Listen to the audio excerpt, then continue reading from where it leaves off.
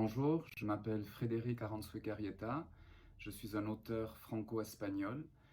Je publie depuis une vingtaine d'années, un peu plus même, des romans, des nouvelles, des essais, des articles. Et je suis venu vivre en Afrique, en Côte d'Ivoire, à Abidjan plus précisément, pour écrire mon nouveau roman Almala, un roman panique, anticolonial et féministe, qui est publié aux éditions AB au Canada.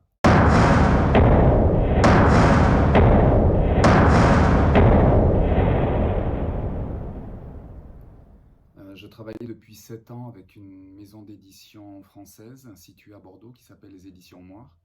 C'est une maison d'édition à laquelle je suis toujours très attaché. Mais le projet littéraire d'Almala était assez différent. Et c'est pour ça que j'ai décidé de chercher une autre maison d'édition. Et j'ai connu donc les éditions AB, qui sont une maison d'édition internationale qui est située au Canada. J'ai connu le travail d'Amadouba, qui est le directeur donc, de la maison d'édition et qui est un historien qui essaie de rendre au continent africain une mémoire en fait que l'Europe et l'Occident ont essayé d'effacer. Et je me suis trouvé de suite très en accord avec cette politique éditoriale. Donc je l'ai contacté, je lui ai parlé de mon projet littéraire, il a semblé intéressé, donc je lui ai envoyé le tapuscrit d'Almala, qu'il a lu et qu'il a aimé manifestement, puisqu'il a décidé de le publier assez rapidement. Et je suis très heureux de faire partie des éditions AB, de publier avec eux, parce que vraiment je me sens en accord avec leur politique éditoriale.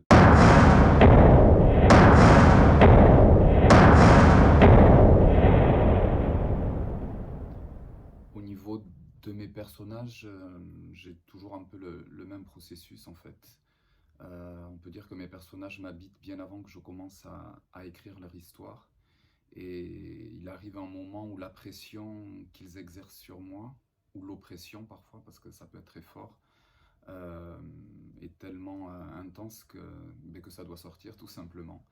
Et ils doivent s'émanciper de moi, et moi d'eux d'ailleurs. Et c'est une délivrance, je pense, aussi bien pour eux que pour moi. Je voulais écrire depuis vraiment longtemps sur la condition des femmes, et plus particulièrement sur la condition des femmes d'Afrique subsaharienne. C'est pour ça que j'ai déménagé donc, à Abidjan. J'ai fait ce choix pour m'imprégner de la vie locale et pour être au plus près de certaines réalités sociales. J'ai beaucoup lu aussi pour pouvoir connaître, essayer de comprendre surtout. Mais comme dans tous mes romans, en fait, mes personnages portent une partie très personnelle de moi et de ma vie la plus intime. Et même si Almala est une petite fille d'Afrique subsaharienne, elle n'échappe pas à la règle. Et il y a beaucoup de moi et de mes expériences existentielles, pour le dire d'une certaine façon, dans le personnage d'Almala.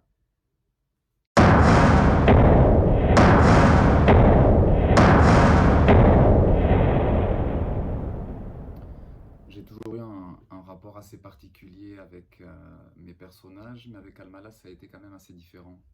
Il y a souvent une relation d'amour-haine avec euh,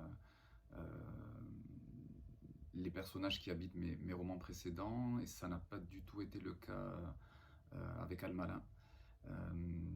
C'était troublant d'ailleurs au moment de l'écriture, parce que j'avais l'impression aussi de ne pas me retrouver ou de comprendre qu'il y a quelque chose de nouveau qui était en train de surgir.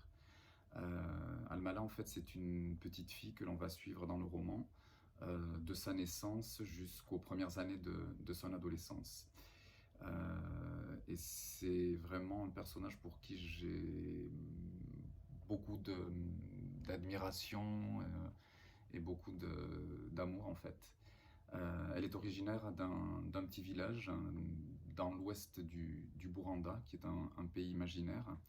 Le Bouranda, c'est la contraction en fait du Burundi et du Rwanda, ce qui permet de donner au lecteur quelques pistes sur le contexte sociopolitique dans lequel va se dérouler l'histoire, donc assez violent évidemment. Almala est une fille précoce, d'une grande maturité, d'une grande intelligence, et elle va se faire remarquer très rapidement dès qu'elle va demander à sa mère de rentrer à l'école, puisque dans son village, euh, personne ne va à l'école, et encore moins les filles, vous pouvez imaginer. Et dès lors, elle va être confrontée à un tiraillement entre deux mondes, son village et les traditions, et le monde qu'elle va connaître à l'école, celui de l'éducation et des aspirations et de l'émancipation. On peut dire en quelque sorte que c'est un roman initiatique. Euh,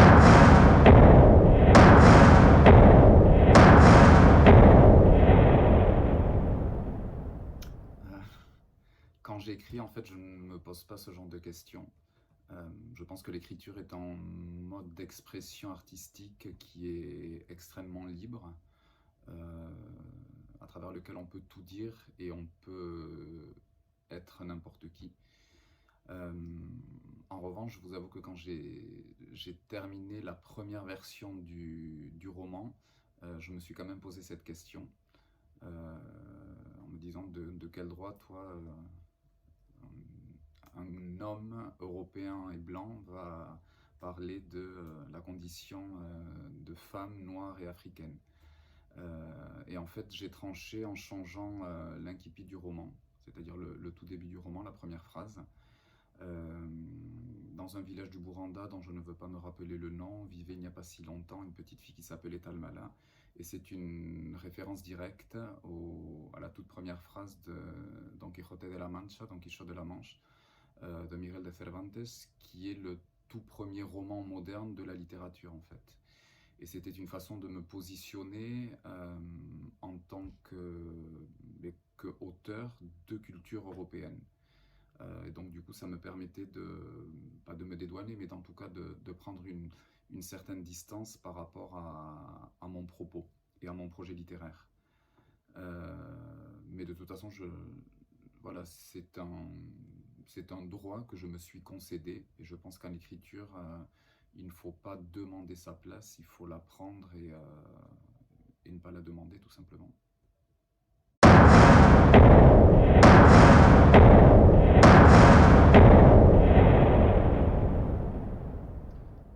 C'est difficile toujours de définir un roman. Je pense que c'est pas à l'auteur de le faire, mais plutôt au lecteur.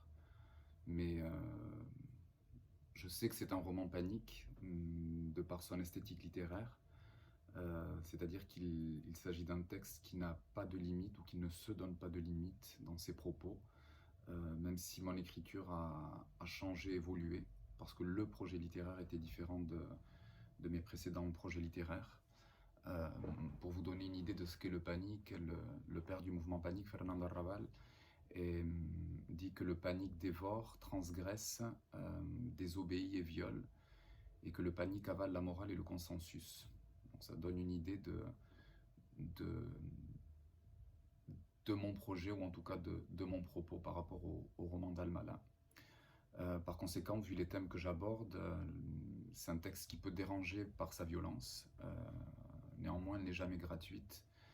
Elle fait sens, je pense, et elle est ancrée dans des réalités, comment dire, dans des réalités sociales, dans des réalités politiques et dans des réalités humaines qui sont inhérentes à l'Afrique post-coloniale.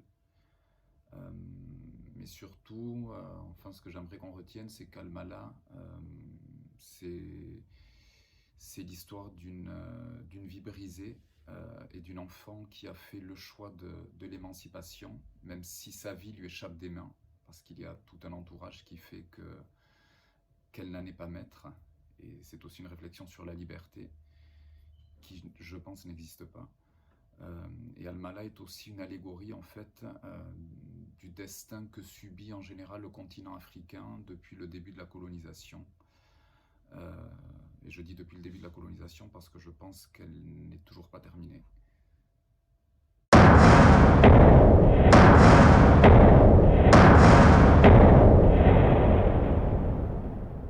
Oui, Almala est un roman anticolonial et féministe, en plus d'être panique, et je le revendique. C'est un roman anticolonial parce qu'il met le doigt sur les cicatrices qu'a laissées la colonisation européenne en Afrique. Alors je sais bien qu'on ne peut pas juger une époque avec notre regard contemporain, Mais les faits sont là et ils sont gravés dans l'histoire du continent africain et dans les gens. Et Al-Maleh est une victime parmi tant d'autres parce qu'elle est noire, parce que c'est une enfant, parce que c'est une fille et parce qu'elle a des aspirations qui ne correspondent pas au rôle qu'on a voulu lui donner.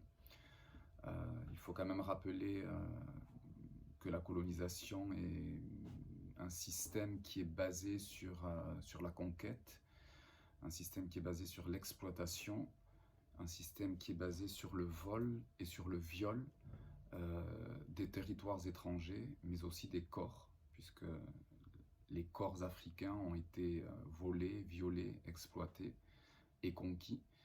Euh, donc je pense qu'on peut parler de crimes contre l'humanité, même si beaucoup s'en défendent, ça me paraît être une réalité, il suffit d'ouvrir son dictionnaire. Et malheureusement, je suis convaincu, et puis je le vois, hein, puisque j'habite à Abidjan, que ce système persiste encore aujourd'hui, même si évidemment ça se fait d'une manière beaucoup plus légère, mais aussi d'une manière beaucoup plus sournoise. En ce qui concerne l'aspect féministe, alors oui, Al-Maleh est un roman féministe et je suis ouvertement féministe. Alors je tiens à préciser quand même que c'est un roman féministe qui parle donc de la condition des femmes d'Afrique subsaharienne, mais en aucun cas il n'est misérabiliste ou victimaire, absolument pas. Donc oui, je suis ouvertement féministe. On me reproche souvent d'être assez radical d'ailleurs dans mes propos, mais je l'assume. Je pense que le combat pour l'égalité des droits n'est pas une question de genre ou de sexe, c'est vrai que c'est différent, ou une question de couleur de peau. Mais bon, c'est un thème très complexe et c'est un peu difficile de répondre en 2 minutes. Il nous faudrait plusieurs heures pour pouvoir développer le thème. Mais je fais partie de ceux qui pensent qu'il faut décoloniser aussi le féminisme, qui est trop souvent, pour pas dire toujours, même s'il y a des voix maintenant qui s'élèvent, heureusement, mais qui est souvent abordé d'un point de vue occidental, sans tenir en compte des réalités que vivent la majorité des femmes, c'est-à-dire les femmes qui n'habitent ni en Europe, ni au Canada, ni aux États-Unis. Donc une majorité, ce sont les femmes qui ne sont pas blanches et qui vivent autre chose avec d'autres revendications, d'autres combats et d'autres réalités sociales, politiques, humaines.